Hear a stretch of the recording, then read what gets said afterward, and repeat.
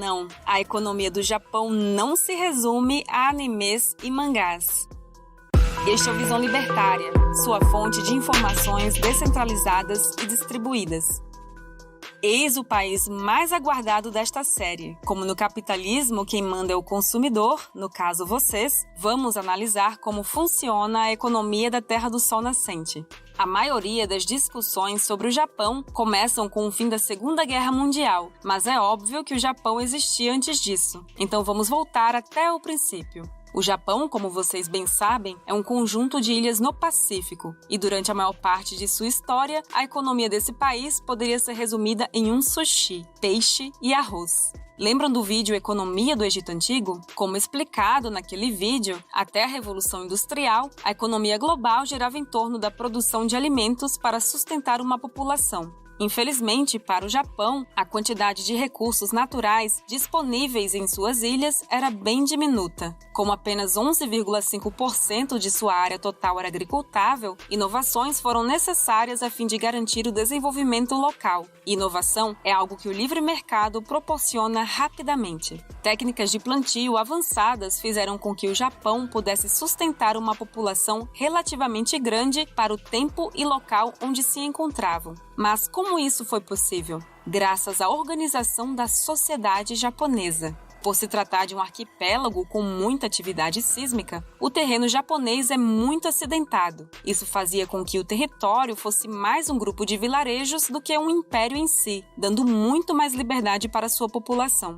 Foi somente no ano 794 que o imperador conseguiu unificar todo o país sob seu comando, fundando a capital na cidade que hoje seria Kyoto. Claro que nem todos estavam satisfeitos com o domínio de suas cidades. Então, a partir de 1185, os líderes locais passaram a contratar pessoas para formar seus próprios exércitos a fim de se protegerem da interferência da capital e das demais localidades. Esses ficaram conhecidos como shoguns, e os guerreiros contratados eram os samurais. Aqui temos um ponto interessante. Hoje, o exército se diz necessário porque defende o povo, mas naquela época, o exército era literalmente contratado para agir em nome do shogun. Então, quando um shogun queria expandir seu território e invadir outras cidades, ele precisava de uma justificativa para se dizer diferente dos saqueadores e bandidos normais. Então, surgiu o Bushido, um código de conduta e honra que era seguido pelos samurais.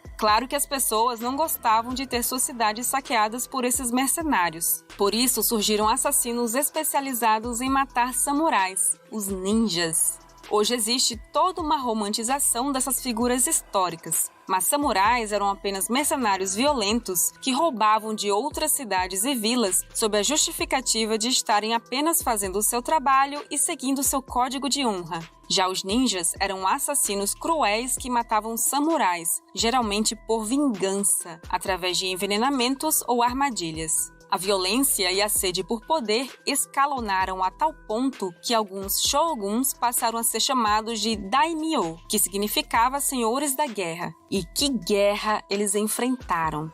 A partir de 1467, o Japão mergulhou em uma guerra civil que durou um século. A estrutura do país estava uma confusão. Para simplificar, daqui para frente vamos chamar quem estava no poder de imperador, apesar de que por diversas vezes quem governava não era ele, sendo apenas uma figura política. Em 1603, a coisa começou a esfriar com a consolidação do império na nova capital, Kyoto do Leste, hoje conhecida como Tóquio. Esse período é chamado de Edo e coincidiu com a expansão do comércio de Portugal com a Ásia, sendo até hoje considerado uma era de ouro para os japoneses. Mesmo após a diminuição das trocas entre Portugal e Japão, os japoneses ainda mantiveram livre comércio com Holanda, Inglaterra e mais tarde Estados Unidos. Até o sistema bancário japonês nasceu nessa época. Porém, com a melhora econômica, o governo passou a investir em indústrias, especialmente a indústria bélica. A ideia era que o Japão precisava conquistar mais terras para expandir sua economia. Essa era, que começou em 1868, conhecida como período Meiji, foi marcada por uma centralização do poder na figura do imperador e por invasões japonesas a terras próximas. Dentre essas guerras, vale destacar a guerra com a Rússia. O Japão venceu, recebendo todos os espólios que lhe cabiam. Mas a sede de poder do imperador não parava por aí. Durante a Primeira Guerra Mundial, o Japão foi contra a Alemanha e, por isso, dominou grande parte das colônias alemãs no Pacífico. Vendo o seu império dobrar de tamanho, o imperador decidiu abraçar o expansionismo, até o ponto de adotar para si a ideologia de sua antiga rival, a Alemanha, durante a Segunda Guerra. As sombras dessa época fascista ainda pairam até hoje. Atualmente, ainda é muito comum ver representações de pessoas louras e de olhos azuis na mídia japonesa, apesar desse não ser o fenótipo dos japoneses. Isso se deve à admiração que ainda existe pelos europeus, principalmente alemães. Porém, a ambição japonesa foi longe demais. Em sua tentativa de dominar o Havaí, em 1941, o Japão bombardeou Pearl Harbor, o que foi decisivo para a entrada dos Estados Unidos na guerra, levando ao bombardeio e à derrota do Japão. Interessante notar que, após a rendição japonesa em 1945, o general das tropas americanas fez questão de tirar uma foto ao lado do imperador e de publicá-la nos jornais japoneses. Ele quis mostrar ao povo japonês que o imperador não era uma divindade e era apenas uma pessoa comum, até baixinho em comparação com um general. Com o fim da guerra, o Japão estava em ruínas, precisando se reerguer do zero. O estatista de plantão mais próximo rapidamente vai dizer que foi graças ao apoio financeiro americano que o Japão se reconstruiu. Mas será verdade? Entre 1946 e 52, os Estados Unidos forneceram 2,2 bilhões de dólares para o Japão. Parece muito dinheiro, mas isso significa aproximadamente 300 milhões por ano. Nesse período, o PIB japonês estava em torno de 50 bilhões de dólares por ano. Você realmente acha que uma ajuda de 0,6% do PIB foi o grande causador da melhora econômica japonesa? Fala sério. A economia japonesa explodiu, no bom sentido, graças ao seu povo, que percebeu que o imperador era só uma pessoa comum, que estava mais preocupado com seus interesses do que com a sua população. A única vantagem que a ajuda americana forneceu foi uma forma do governo sustentar o novo governo democrático, podendo pagar suas contas sem ter que roubar tanto de sua população. Isso impediu uma revolução comunista que estava na moda naquela época.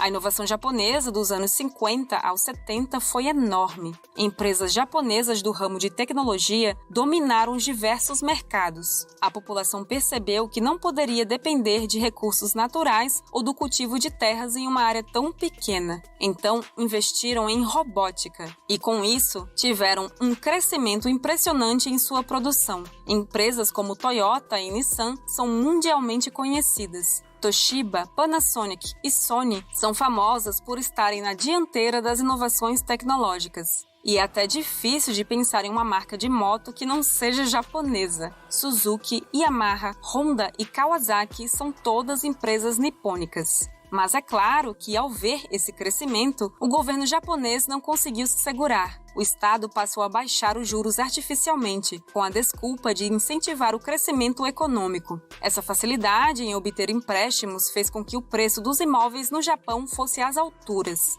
Apesar do governo tentar impedir que esse crédito fosse utilizado para a compra de imóveis, todas as suas tentativas apenas resultaram num aumento ainda maior dos preços. Para se ter uma ideia, ao final dos anos 80, o valor do metro quadrado no Japão era tão alto que, se o Palácio Imperial fosse vendido, o valor dele poderia comprar todos os imóveis do estado da Califórnia nos Estados Unidos. Porém, como toda bolha, essa também estourou. Isso levou diversos bancos à beira da falência, já que estavam emprestando milhões de dólares para a compra de imóveis que agora valiam alguns milhares de dólares. Para consertar o dano que o governo causou, o Estado passou a fornecer dinheiro para esses bancos que deveriam ter falido, criando a figura de empresas zumbis. Essas empresas não dão lucro e sobrevivem apenas de empréstimos fornecidos pelo Estado. Porém, esse estouro da bolha foi só o começo. A partir daí, a economia japonesa entrou num período de estagnação. Graças ao dinheiro injetado no governo para manter as empresas zumbis, o próprio governo japonês tinha um problema ainda maior em suas mãos. Para aquecer a economia, geralmente o Estado baixa a taxa de juros a fim de incentivar o mercado, tendo a inflação como efeito colateral.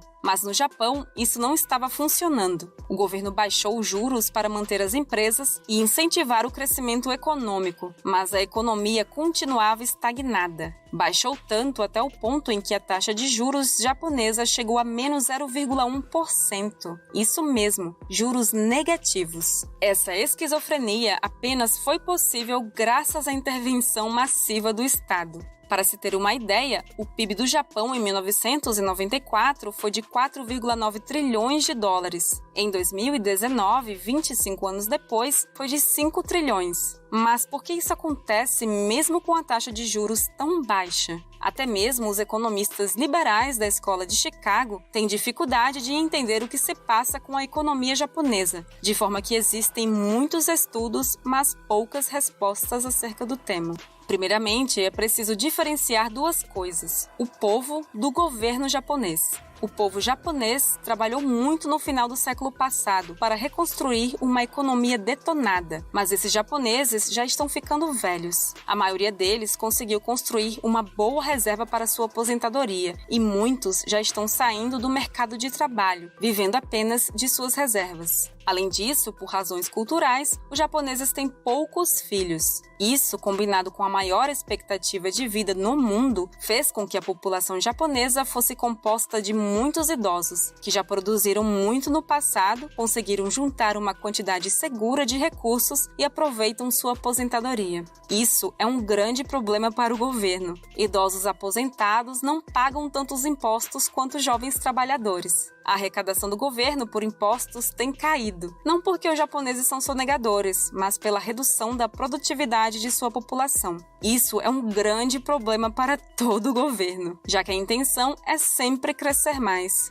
O governo japonês tem pedido tantos empréstimos para se manter que a dívida pública do Japão já ultrapassa em 2 vezes o PIB do país e continua crescendo. Nesse ponto, o governo japonês está em uma situação sem saída. Se aumentarem a taxa de juros, várias empresas vão falir, o que prejudicaria ainda mais a arrecadação. Se baixarem ainda mais a taxa de juros, vão ter que aumentar a dívida pública para bancar esse incentivo. Além disso, o Japão já possui uma dívida exorbitante, que vai crescer cada vez mais por causa dos juros. Apesar disso, o povo japonês é relativamente rico em relação aos demais países, já que estão vivendo independentemente das escolhas estúpidas que o governo faz. É por isso que, quando pensamos no Japão, não pensamos em países com a economia estagnada, como a Venezuela ou a Argentina, por exemplo. O caso do Japão é muito interessante. Trata-se de um governo sendo forçado a diminuir de tamanho por causa de sua população. Isso não ocorreu por causa de protestos e revoluções, mas pelo fator econômico.